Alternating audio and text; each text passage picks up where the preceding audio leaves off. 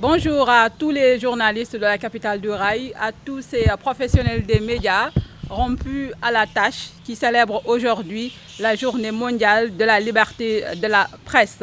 Cette journée est une occasion solennelle de rappeler au gouverneur et à l'ensemble des institutions la nécessité de respecter leurs engagements en faveur de la liberté de la presse. C'est aussi un moment d'introspection et de réflexion entre professionnels autour des enjeux de déontologie, de développement du secteur et de reconnaissance institutionnelle. À ce niveau, au niveau de la capitale du rail, au niveau régional du moins, les journalistes et techniciens de la région se sont réunis pour faire état des difficultés structurelles qui freinent le plein exercice de leur métier et pour formuler des propositions réalistes et concrètes. Précarité extrême des conditions de travail. Précarité. Une grande majorité des journalistes et techniciens de la région ne reçoivent même pas le SMIC, c'est le salaire minimum. Dernièrement, le ministre en charge du travail a revu à la hausse les émoluments des personnels de maison. Notez qu'à Thiès, nombreux sont les journalistes qui ne reçoivent même pas ce SMIC, ce qui prouve à suffisance que nous, journalistes, nous sommes dans la précarité.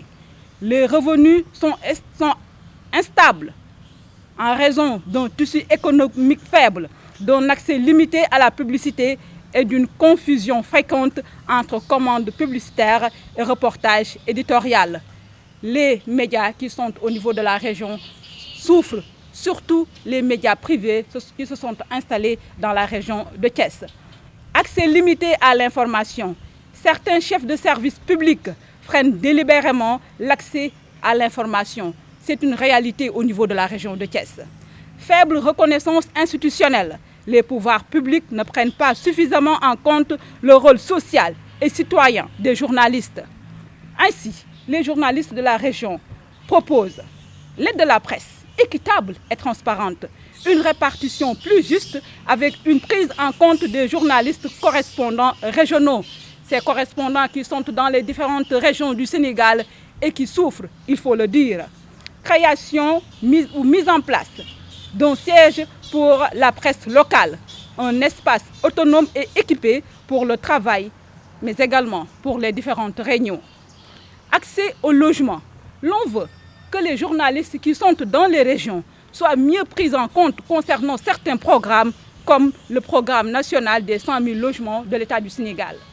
Formation professionnelle continue, mise en place de programmes réguliers de renforcement de capacités. Nous, professionnels des médias, on en a besoin. Soutien à la Fédération nationale des correspondants régionaux. On vous annonce ici que sous peu, une nouvelle organisation verra le jour. Il s'agit de la mise en place d'une organisation forte qui va fédérer l'ensemble des professionnels des médias du Sénégal, notamment les correspondants régionaux. Son objectif, prendre en charge nos difficultés. Parce que les correspondants régionaux du Sénégal ont des difficultés spécifiques et nous, on a constaté que ces difficultés ne sont pas assez prises en charge, surtout par les structures qui existent déjà au niveau du Sénégal. On va le mettre ici à Thiès. Cette organisation sera mise en place ici à Thiès et cette organisation va fédérer l'ensemble des correspondants régionaux du Sénégal. Par ce mémorandum, monsieur le gouverneur de la région, que l'on remercie également, l'association de la presse locale de Thiès appelle à un sursaut collectif en faveur des professionnels de l'information. Elle invite les autorités administratives, les élus, les partenaires techniques et financiers, mais également la société civile à poser les bases d'une presse locale forte. Une presse locale forte, respectée et capable de jouer pleinement son rôle dans le développement régional. Merci beaucoup.